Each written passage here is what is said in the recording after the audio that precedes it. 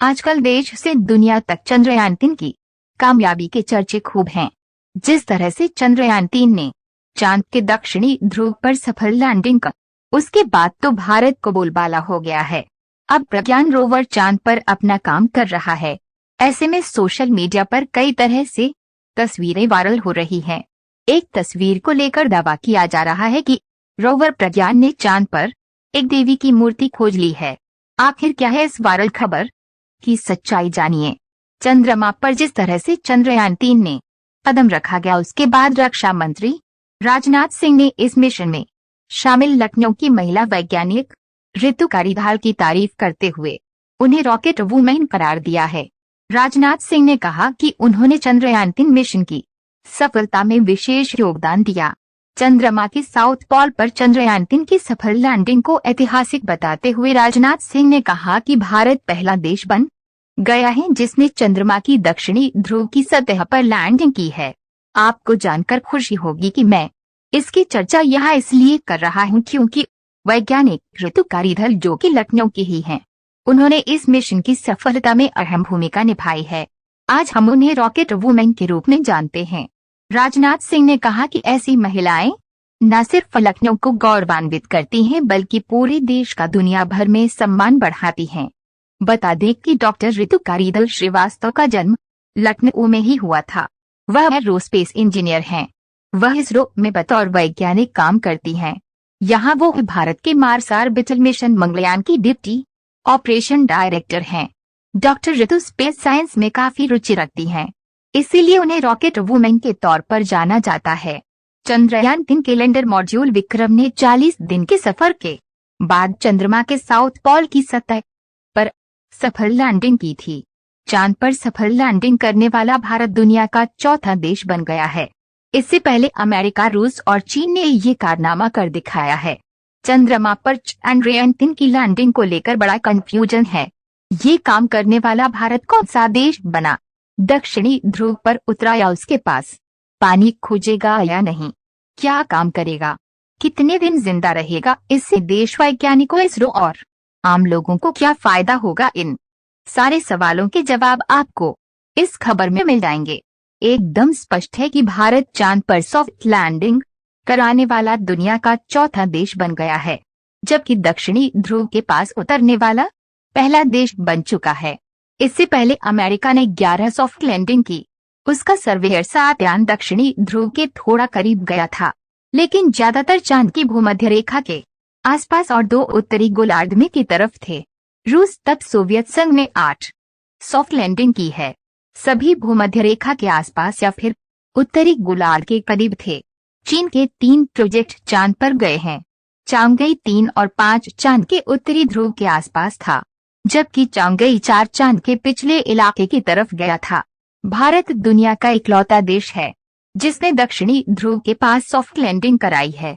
चंद्रयान-3 का लैंडर यानी विक्रम और रोवर यानी प्रज्ञान चांद पर 14 या 15 दिन काम करेंगे। ये दिन धरती के हिसाब से हैं, क्योंकि अगले 14 से 15 दिनों तक चांद पर सूरज की रोशनी पड़ती रहेगी। जैसे ही चांद के उस हिस्से सूरज की रोशनी हटेगी, विक्रम लैंडर और प्रज्ञान रोवर बंद हो जाएंगे। दोबारा रोशनी पड़ने पर फिर से काम कर सकते हैं। चंद्रयान-3 की चांद पर सफल लैंडिंग का लेकर बुधवार को जिला परिषद रोहतक ने बैठक कर भारतीय अंतरिक्ष अनुसंधान संगठन के वैज्ञानिकों और टेक्नीशियन को बधाई देने के प्रस्ताव को पास किया है। बैठक की अध्यक्षता मंजू हुड्डा, जिला अध्यक्ष जिला परिषद ने की। इसमें उप प्रधान अनिल हुड्डा, जयदेव डागर तथा अन्य पार्षदों ने अभियान से जुड़े इसरो के समस्त स्टाफ को बधाई दी। जिला परिषद के मुख्य कार्यकारी अधिकारी एवं अतिरिक्त उपायुक्त महेश कुमार ने भी इसरो के वैज्ञानिकों की शुभकामनाएं दी। जिला परिषद के चेयरपर्सन मंजू हुड्डा ने कहा कि भारत चांद के दक्षिणी ध्रुव पर चंद्रयान-3 को सफलतापूर्वक लैंड करवाने वाला विश्व का प्रथम देश बन गया है। इस मिशन में शामिल प्रदेश के युवा वैज्ञानिकों और तकनीशियनों की सराहना की गई। इनमें अंबाला की आरुषि, हिसार के यज्ञ मलिक, भिवानी के देवेश ओला व अमित, करनाल के दीपांशु गर्ग व ऐश्वर्या, फतेहाबाद के आदित्य सेठी तथा दादरी की कविता शामिल हैं। इस अवसर पर जिला परिषद के मुख्य कार्यकारी अधिकारी व अतिरिक्त उपायुक्त महेश कुमार, जिला परिषद के उप प्रधान अनिल हुड्डा, पार्षदों के अलावा जिला खाद्य एवं पूर्ति नियंत्रक वरिंद्र सिंह, जिला शिक्षा अधिकारी मंजीत मलिक, जिला मौलिक शिक्षा अधिकारी दिलजीत सिंह सहित अन्य संबंधित विभागों के अधिकारी इस्लामाबाद सन 1969 में नील आर्मस्ट्रॉन्ग और एडविन एल्ड्रिन चंद्रमा पर पैर रखने वाले पहले इंसान बने थे। इस नई उपलब्धि के साथ ही अमेरिका ने भी नया मुकाम हासिल किया।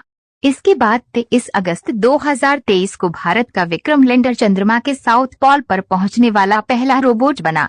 इस उपलब्धि ने भारत को दुनिया का नंबर 1 देश बन गया जिसने सफलतापूर्वक चंद्रमा के सबसे मुश्किल हिस्से पर लैंडिंग की।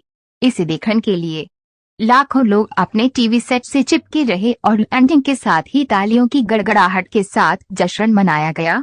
पाकिस्तान के विशेषज्ञों का कहना है कि ये पहली बार नहीं था कि कोई देश चंद्रमा पर उतरा था, लेकिन भारत जैसे विकासशील देश के लिए यह एक शानदार उपलब्धि थी। चंद्रयान-3 का बजट बहुत कम था और इसलिए भी इसरो की जमकर तारीफ हो रही है।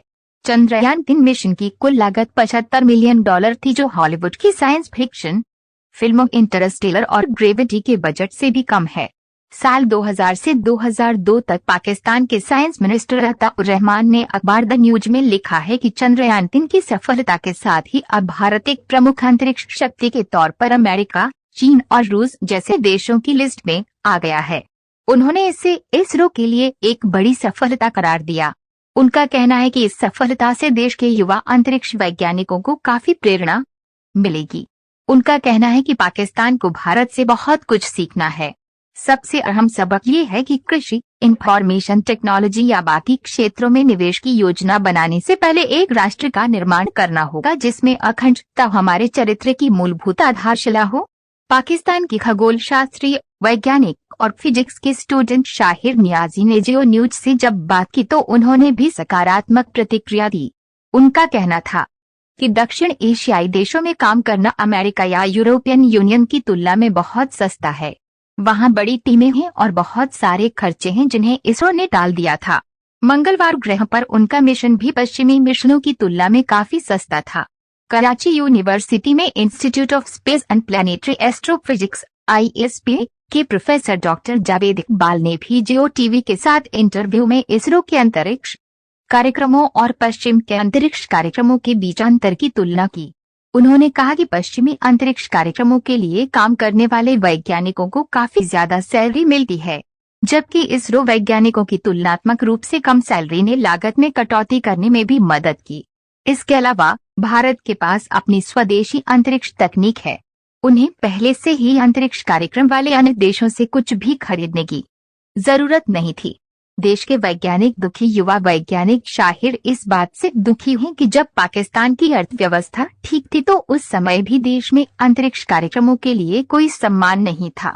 उनकी माने तो पाकिस्तान के पास अभी तक कोई अंतरिक्ष कार्यक्रम नहीं होने के पीछे आर्थिक बाधाएं एक बड़ी समस्या है। इससे इस अभूतपूर्व क्षेत्र की सामूहिक उपेक्षा हुई जो देश की अर्थव्यवस्था को कुशलतापूर्वक स्थिर कर सकता था।